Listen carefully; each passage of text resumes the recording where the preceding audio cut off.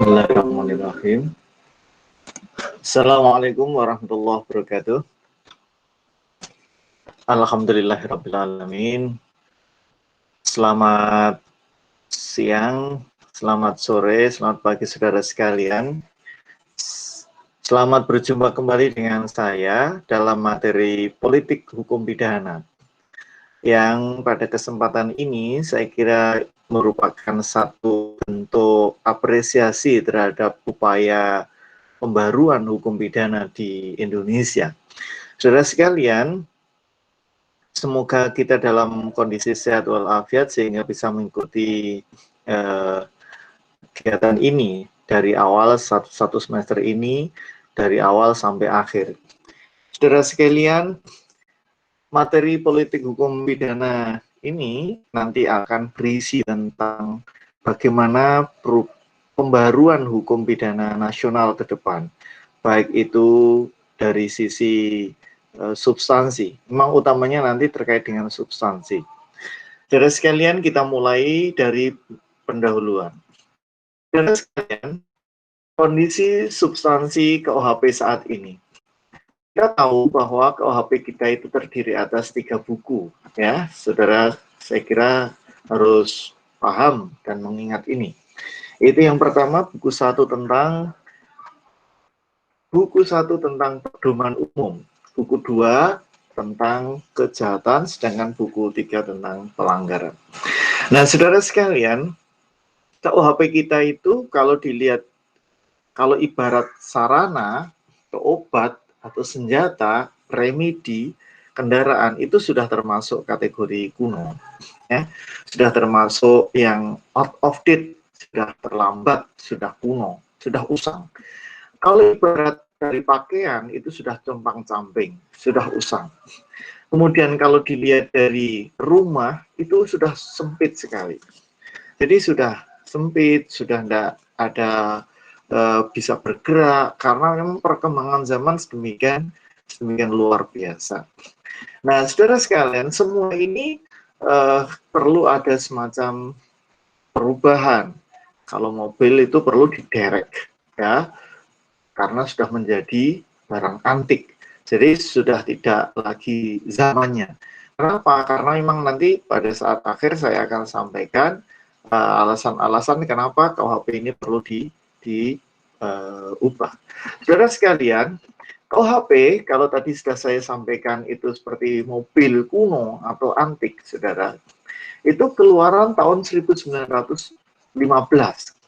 Ingat bahwa WVS, Wetboek van Strafrecht kita itu dikeluarkan pada zaman Hindia Belanda, oleh kolonial Belanda untuk diberlakukan ke Indonesia tahun 1915 dan mulai berlaku 1 Januari 1918.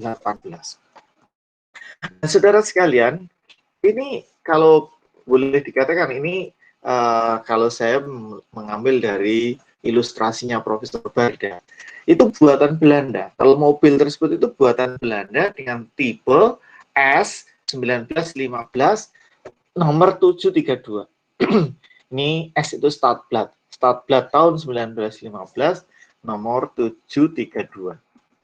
Nah, saudara sekalian, berlaku di Indonesia ketika kita merdeka tahun 1945 dengan adanya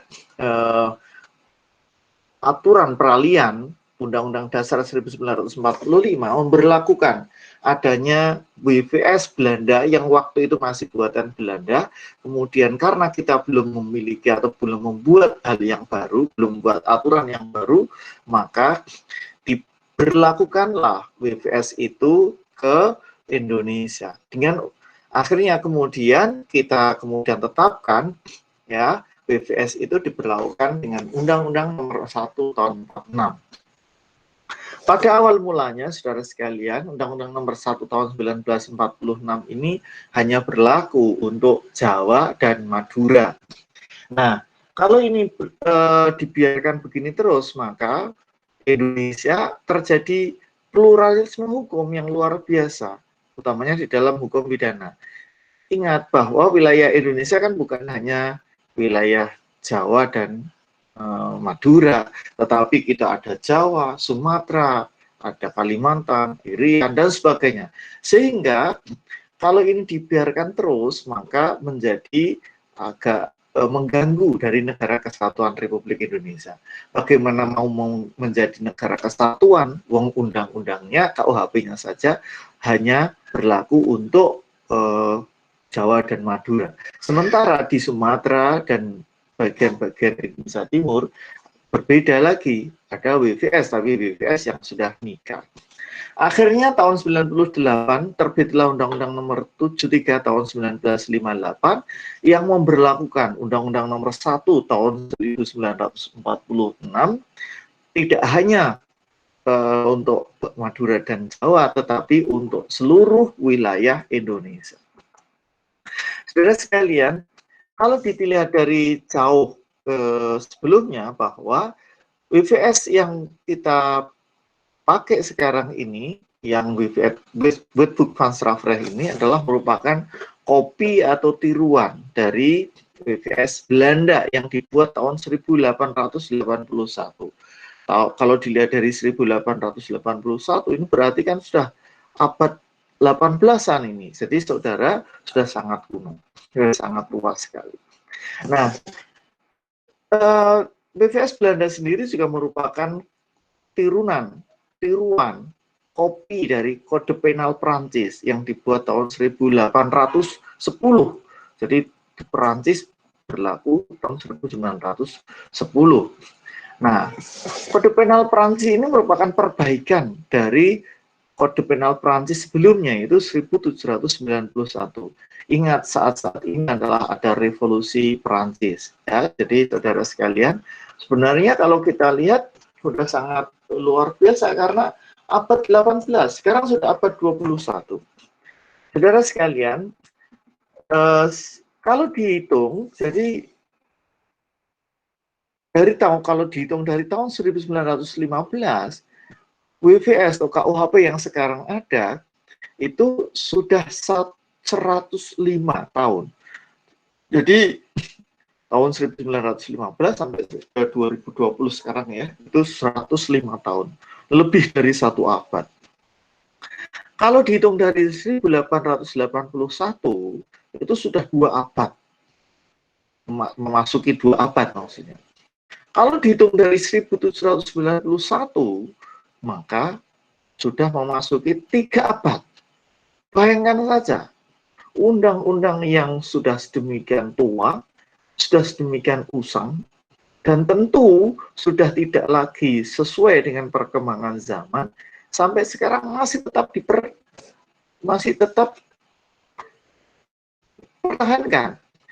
dipertahankan. Jadi oleh karena itu, sebagai pemikir hukum pidana Indonesia, saya merasa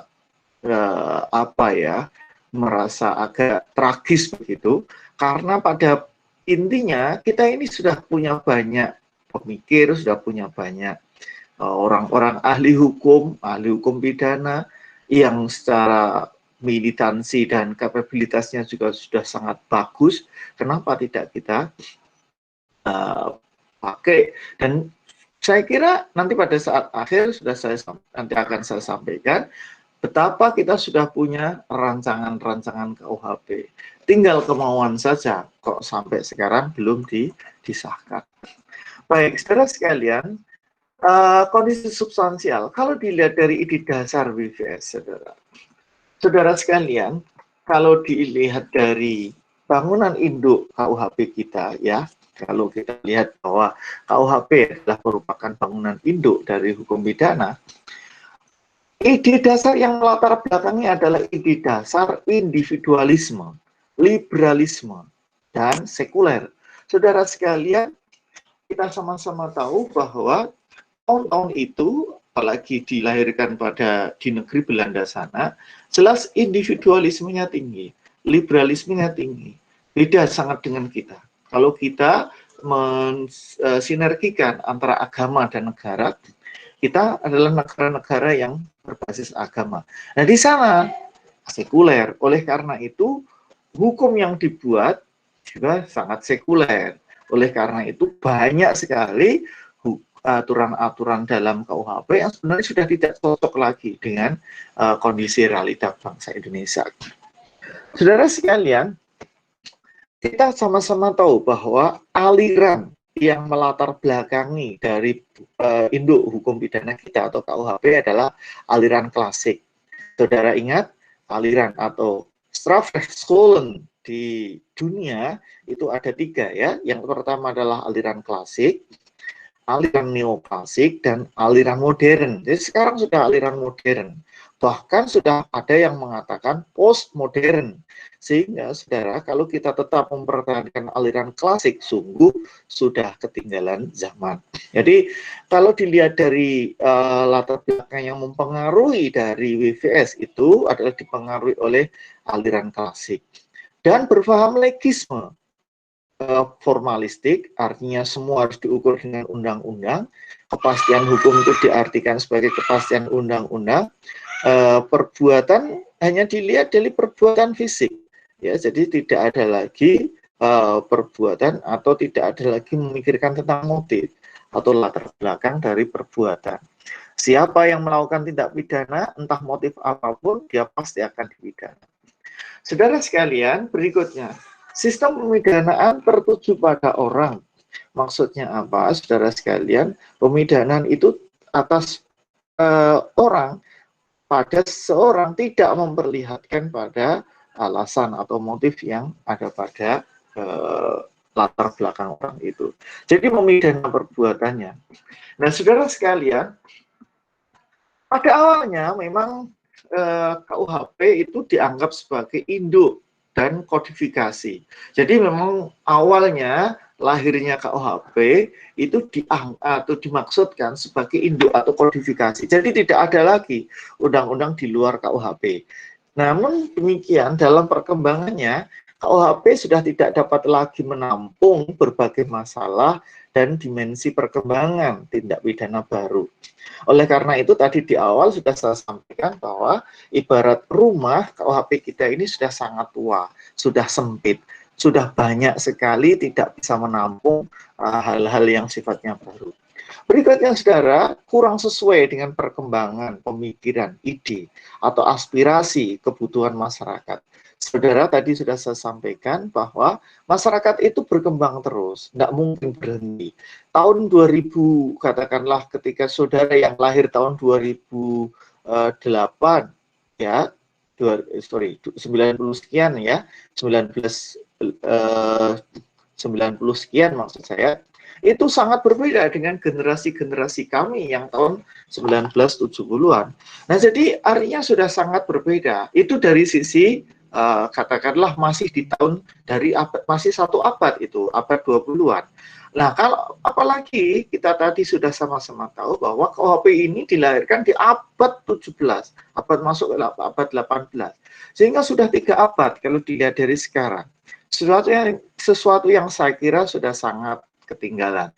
Yang 1 abad saja antara generasi yang katakanlah abad awal dengan generasi abad pertengahan, abad akhir, itu saja sudah berbeda luar biasa. Katakanlah dulu semua tidak mengira bahwa perbuatan itu bisa dikendalikan lewat internet. Nah, sekarang sudah berkembang internet for things, internet menguasai segalanya. Jadi sekarang kalau kita hanya bersikukuh pada aliran-aliran klasik bahwa perbuatan itu ya hanya yang terlihat yang kasat mata, kita jelas ketinggalan. Karena perbuatan itu ternyata tidak mesti harus kasat mata. Ingat saudara, penghinaan tidak mesti harus ucapan verbal sekarang. Tapi penghinaan itu bisa lewat gadget. Penghinaan itu bisa lewat media sosial. Nah, kalau itu tidak kita tidak adaptasi perkembangan zaman, maka kita sekarang sangat ketinggalan. Saudara sekalian, dilihat dari sistem KUHP itu sudah bukan lagi merupakan sistem hukum yang utuh, karena sistem hukum utuh itu artinya sistem hukum yang membawai seluruh dari hukum pidana yang ada di luar KUHP. Dan sekarang sudah tidak ada, karena banyak sekali misalnya soal bagaimana pemidanaan terhadap percobaan. Misalnya, KUHP mengatakan bahwa percobaan itu dikurangi sepertiga. Ingat, ada undang-undang yang di luar KUHP yang mengatakan bahwa percobaan terhadap tindak pidana ini tidak dikurangi sepertiga. Artinya ini sudah menyimpang dari aturan induknya. Sehingga kalau tadi kita katakan bahwa tidak lagi merupakan satu sistem hukum pidana yang utuh. Kenapa? Karena memang sudah mulai bermunculan undang-undang baru di luar KUHP yang mengatur delik-delik khusus dan aturan-aturan khusus seperti yang saya sampaikan tadi. Saudara sekalian, kalau kita bayangkan sebagai rumah tadi, bahwa rumah induk sekarang tidak rapi lagi karena ada berbagai bangunan-bangunan liar yang ada di sekitar. Jadi berjejer, tidak teratur, tidak terarah, sehingga kemudian bisa menjadikan tidak sedap lagi. Bangunan yang tadinya bagus, cantik, yang diharapkan menjadi bangunan utama, induk kodifikasi sudah tidak bisa lagi. Dan saudara sekalian, perkembangan undang-undang khusus di luar KUHP. Kalau tadi itu ibarat bangunan-bangunan kecil di samping rumah induk. Ibarat pohon-pohon kecil di samping pohon induk. Sehingga kesannya kumuh. Ya, kita sama-sama tahu, jadi bangunan-bangunan di luar KUHP atau pohon-pohon kecil tadi sudah tidak satu visi lagi, tidak lagi menjadi satu komando dengan KUHP induknya. Pertumbuhannya tidak bersistem atau tidak berpola, tidak konsisten, seperti itu tumbuhan bangunan liar, dan bahkan menjadi kurang menarik. Ya, nah, baik, saudara sekalian, itu kalau diibaratkan dalam sebuah rumah atau perpohonan. Nah, saudara sekalian, oleh karena itu perlu rekonstruksi atau perlu penal reform atau penal development. Jadi perlu ada pembangunan hukum pidana, ada reformasi dalam hukum pidana, baik itu dari sisi pidananya atau tindak pidananya atau asas. Asas itu dasar, ya, dasar-dasar dalam hukum pidana. Misalnya kalau saudara misalnya asas legalitas, ya. Jadi asas legalitas kita, apakah memang harus nullum delictum nulla puna, sine previa legi punali? Apakah itu? Atau ada yang bisa dikembangkan lebih lanjut?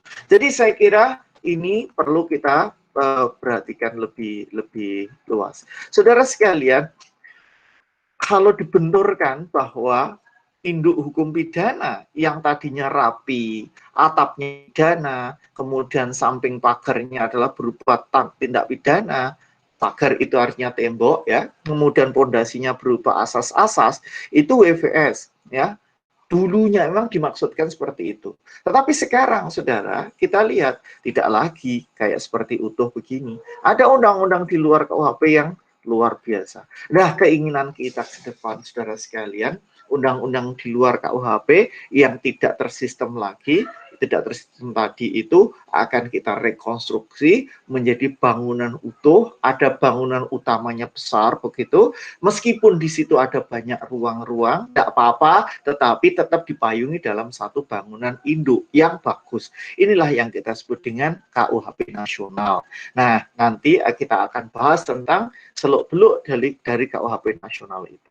Nah, saudara sekalian, kalau kita membahas tentang perumusan, bagaimana cara agar kita bisa membangun suatu rumah yang indah, meskipun itu terdiri atas banyak kamar, saudara, yang kita sebut dengan KUHP nasional, itu kita mulai bersinggungan dengan pembaruan hukum pidana atau politik hukum pidana. Nah, politik hukum pidana, saudara, politik itu adalah policy, ya, atau kebijakan. Jadi boleh dikatakan politik itu ya policy, kebijakan, ya, atau pembaharuan, boleh dikatakan begitu. Sedangkan hukum pidana itu hukum yang mengkaji tentang tindak pidana. Jadi hukum yang mengkaji tentang tindak pidana. Nah, hukum yang mengkaji tentang tindak pidana ini disebut penal, ya. Oleh karena itu dalam istilah Inggrisnya kita sebut sebagai penal policy atau kebijakan atau pembaruan hukum pidana atau politik hukum pidana, sama, ya. Saudara sekalian, Menurut Mark Ansel, modern science of law, ilmu hukum modern itu memang terdiri atas 3 komponen utama. Yang pertama adalah kriminologi, ya, ilmu yang belajar tentang sebab-sebab tindak pidana, sebab-sebab kejahatan. Criminal law yang kedua adalah ilmu hukum pidana, yaitu ilmu hukum konstitutif, konstitutum yang sekarang berlaku di suatu negara. Kalau Indonesia sekarang KUHP. Nah, yang ketiga adalah penal policy. Penal policy itu pembaharuan dari criminal law. Bagaimana ius constitutum yang sekarang ini itu bisa lebih baik kita sesuaikan dengan perkembangan zaman. Jadi kriminologi itu adalah ilmu yang mempelajari tentang sebab-sebab tindak pidana atau sebab-sebab kejahatan. Criminal law adalah ilmu hukum pidana yang berlaku di suatu negara, artinya hukum positif yang berlaku di suatu negara. Oleh karena itu kita sebut dengan ius constitutum. Nah, sedangkan penal policy itu hukum yang mempelajari yang akan datang. Bagaimana sih seharusnya? Itu kita sebagai ius constituendum. Nah, saudara sekalian, saya ingin memposisikan atau memaparkan saudara biar tahu.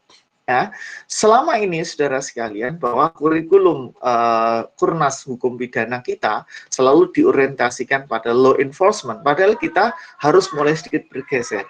Ada law reform atau law development.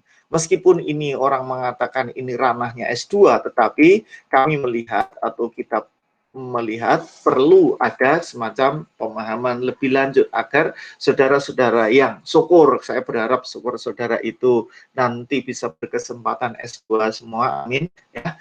Tapi kalau misalnya tidak langsung bisa S2, misalnya saudara langsung diterima di jaksa, hakim, atau di penyidik misalnya perwira karir itu, nah saudara sudah minimal tahu bahwa ada law reform, ada law development. Artinya KUHP bukanlah satu-satunya sumber hukum yang hidup mati harus seperti itu. Nah, saudara sekalian, jadi kita sudah mulai bergeser ya dari orientasi law enforcement yang patokannya adalah ilmu hukum positif, hukum pidana yang berlaku di suatu negara. Nah, sekarang bergeser bukan hanya law enforcement tetapi law reform atau law development. Bagaimana politik atau pembaruan hukum pidana atau kebijakan hukum pidana, dan bagaimanakah untuk mengisi pembaruan hukum pidana itu digandeng dengan perbandingan hukum pidana untuk memperkaya agar pembaruan hukum pidana kita menjadi agak lengkap. Saudara sekalian, kita teringat apa yang dikatakan oleh Santayana, saudara sekalian. A man's feet must be planted in his country, but his eyes, matanya, survey the world. Jadi kaki seseorang itu mesti harus tertancap di tanah di mana negaranya berada. Jadi kaki kita tetap harus nasional kita kuat.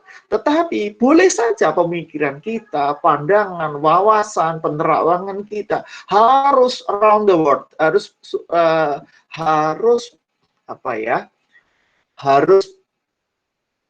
bersinergi, harus melihat, harus meraih apa yang menjadi perkembangan-perkembangan dunia. Saudara sekalian, sinilah kemudian wawasan nasional kita. Kita perlu ius constitutum, tetapi kita juga perlu ius constituendum. Ya, jadi kita perlu ius constitutum, hukum pidana positif kita, tapi juga kita perlu ada kajian ius constituendum. Nah, saudara sekalian, oke, saya lanjutkan. Nah, the world yang around the world memutari dunia tadi itu merupakan wawasan global, ya. Kalau tadi itu wawasan ius constitutum, hukum di mana tempat kita berpijak, kemudian ke depan itu harus ius constituendum, tetapi kita ingat, kita punya ada wawasan kita menggali di suatu negara dan sebagainya, itu artinya wawasan global, komparatif. Ini namanya ius comparandum, dibahas pada perbandingan hukum pidana. Saudara sekalian, pendidikan hukum pidana kita, saudara sekalian, ilmu hukum pidana yang tadi memang kita harus bermuara pada wawasan nasional kita, yang tadi kira-kira adalah berpijak pada ilmu hukum positif, ya, yang tadi selama ini law enforcement. Kemudian bagaimana caranya kita juga diperkaya ilmu, memperbarui undang-undang. Saudara sekalian, ilmu positif itu memang ilmu menerapkan. Tetapi politik atau pembaruan hukum pidana itu ilmu membuat atau ilmu memperbarui hukum. Jadi kuliah ini, saudara sekalian, bukan lagi menerapkan, bukan lagi saudara, oh ini diterapkan bagaimana. Tidak, tetapi bagaimana saudara mengkritisi aturan hukum yang sekarang ada, kemudian saudara bisa melihat prospek pemberlakuan aturan yang berbeda dengan yang sekarang. Misalnya, seperti asas legalitas. Kalau dulu kita hidup mati hanya berpegang pada hukum yang tertulis. Nah, sementara itu kita kritik bahwa kalau hukum yang tertulis tadi adalah hasil dari Belanda, padahal sekarang Belanda sudah tidak lagi menguasai negeri kita, dan kita sudah bukan lagi penjajahan Belanda, kita juga berbeda dengan sosial masyarakat Belanda, maka seharusnya kita tidak lagi terkungkung dengan asas legalitas, legisme yang tadi hanya mengacu pada aturan-aturan tertulis, tetapi kita juga bisa meraih apa yang ada di dalam hukum yang hidup di masyarakat, ya, termasuk hukum yang dipraktekkan. Itu berarti legalitas kita mulai harus ada perubahan, tidak hanya apa yang tertulis tetapi juga yang tidak tertulis. Nah, itu semua kita lihat dalam atau kita pelajari, kita bahas dalam politik pembaruan hukum pidana. Karena kita akan membuat bagaimana merumuskan asas yang tadinya legalitas yang formal, formal, legalitas yang tadi hanya tertulis saja menjadi legalitas yang material. Nah, itu nanti kita buat. Oleh karena itu, politik atau pembaruan hukum pidana yang tadi kita sebut ilmu membuat atau ilmu memperbarui hukum, itu intinya adalah law making, membuat hukum, atau law reform, law development. Jadi, saudara sekalian, kacamatanya sudah harus mulai diubah ya pada semester 5 ini. Saudara, sekarang ini sudah mulai membuat atau memperbarui hukum. KUHP hanya menjadi patokan saja, tidak menjadi pedoman, tidak menjadi saudara untuk kemudian diterapkan ya sekarang. Saudara sekalian, nah wawasan global kita harus didukung dengan wawasan global, yaitu perbandingan hukum pidana. Untuk apa? Agar kita tidak hanya berada pada tempurung kelapa, di bawah tempurung kelapa saja, di bawah patok kelapa saja pemikiran kita. Kita seolah-olah tidak bisa berwawasan luas. Ya, kita kaji nanti perbandingan. Asas legalitas menurut Korea bagaimana? Menurut Thailand bagaimana? Menurut Cina bagaimana? Menurut Inggris bagaimana? Menurut Belanda sendiri bagaimana sekarang? Begitu ya. Jadi artinya kita untuk memperkuat wawasan global. Nah, saudara sekalian, pembaruan hukum nasional ini yang kita sebut dengan perlu rekonstruksi tadi. Rekonstruksi bisa rekonstruksi substansi, rekonstruksi aturannya, artinya kita konstruksi pasal demi pasal, itu misalnya KUHP kita sekarang ini. Oh, pasal 1 ayat 1 KUHP kita kan menganut tentang atau membuat aturan tentang asas legalitas yang formal tadi. Oh, bagaimana? Perlu direkonstruksi pasalnya agar menjadi pasal legalitas material. Itu mengkonstruksi substansi, artinya pasalnya yang dikonstruksi atau mengkonstruksi aturan. Nah, tetapi yang perlu dipahami tidak hanya rekonstruksi substansi adalah rekonstruksi konsep. Rekonstruksi konsep itu pemahaman, saudara. Jadi, saudara setelah tadi konstruksi pasal, saudara pahami maksudnya apa ya tadi perubahan dari asas legalitas formal menjadi asas legalitas material. Kita tidak lagi hanya terkungkung pada aturan yang tertulis, tetapi kita juga memakai aturan hukum yang hidup di masyarakat. Ada konsep yang ingin kita perbarui, yaitu bahwa hukum itu tidak boleh jauh dari kehidupan masyarakatnya. Aneh kalau hukum itu berbeda dengan masyarakatnya. Ingat, salah satu dari faktor kriminogen dalam hukum pidana adalah jika terjadi diskrepansi nilai antara aturan yang tertulis dengan hukum yang ada di masyarakat.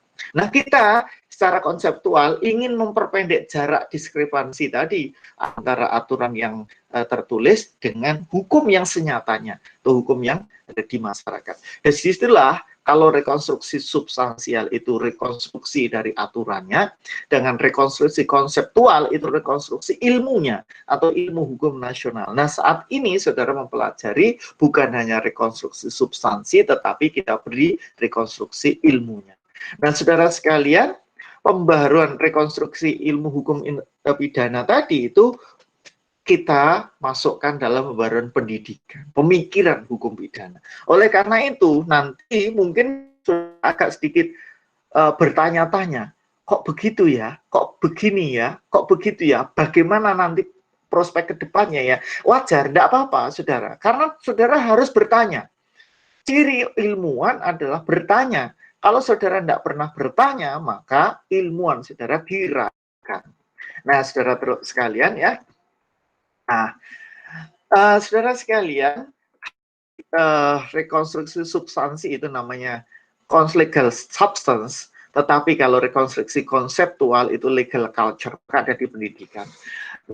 Mengapa perlu direkonstruksi, saudara? Saudara sekalian, dalam praktek ternyata ada gejala atau kecenderungan berpikir hukum yang parsial, memandang undang-undang bukan sistem.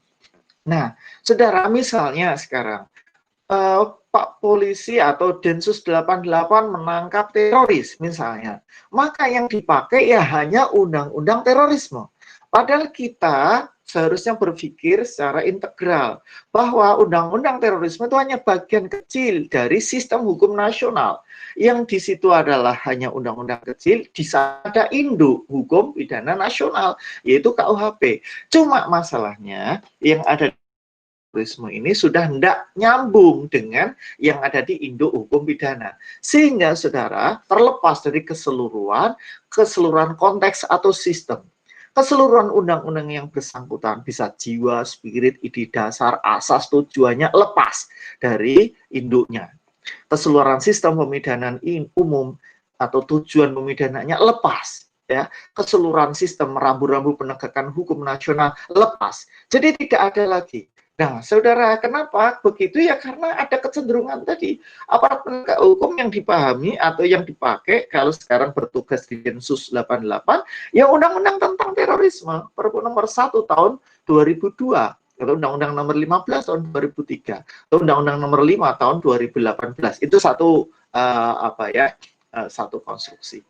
Nah, mengartikan kepastian hukum itu hanya seperti formal, sempit saja aturan hukum. Misalnya katakanlah orang ini melanggar, ada aturannya enggak? Kalau misalnya tidak ada aturan, maka tidak bisa dipidana. Gampangnya misalnya saja, orang menyuap. Kalau suapan itu misalnya katakanlah berupa, mohon maaf saya sampaikan, misalnya tidak memberikan sesuatu, barang, benda misalnya, tetapi memberikannya berupa ATM. Yang ATM itu adalah atas nama dia, atas nama si yang menerima. PIN-nya juga diberikan atas nama yang bersangkutan. Maka apakah itu dianggap sebagai menyuap? Apakah dianggap sebagai sebuah katakanlah gratifikasi misalnya? Itu karena tidak ada di dalam aturan tertulis menjadi lepas. Lah kayak begitu itu menjadi satu masalah yang saya kira perlu direkonstruksi. Hukum hanya sebagai aturan saja itu jelas keliru. Saudara, hanya ilmunya. Saudara, ilmu hukum itu harus diutuhkan, ya, harus diutuhkan dengan baik itu norma, baik itu spirit, baik itu moral, baik itu latar belakang ide yang melatar belakangi suatu masyarakat. Itu harus dijadikan satu, tidak boleh kemudian dipisah-pisah, dipecah-pecah, disparate, ya. Kalau memang sekarang ini memang terjadi kecenderungan tadi. Dulu hukum itu menyatu antara church and state, antara gereja dan negara itu jadi satu. Nah, sekarang terjadi trenung atau spirited, memisahkan antara hukum agama atau hukum masyarakat dengan negara. Baik, selanjutnya. Saudara sekalian, kita tantangan kita ya ke depan, saudara. Jadi tantangan perlu kita membentuk sebuah ilmu hukum yang luar biasa, yang bagus. Karena selama ini bahwa ilmu hukum kita, Kurnas kita selalu faktual untuk membentuk tukang. Ya. Kita tidak pernah berorientasi pada jus constituendum, tidak berorientasi pada global trend, law reform, law development, comparative law, ya, tidak pernah difikirkan itulah. Kita pada kesempatan ini bisa akan kita bahas itu.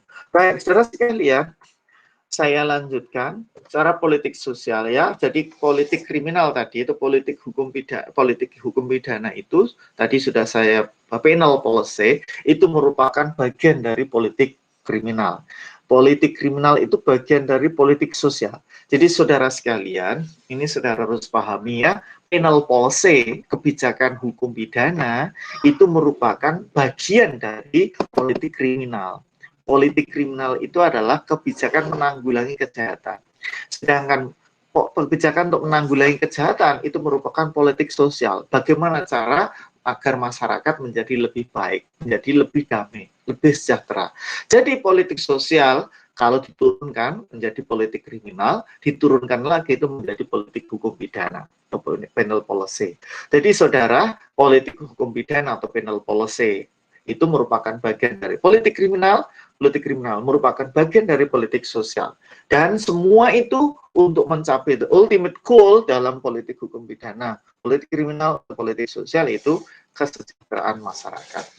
Nah, saudara sekalian, secara peta saya sampaikan begini. Politik kriminal, tadi sudah saudara kira-kira sudah punya pemahaman di depan ya, politik sosial, politik kriminal, politik hukum pidana.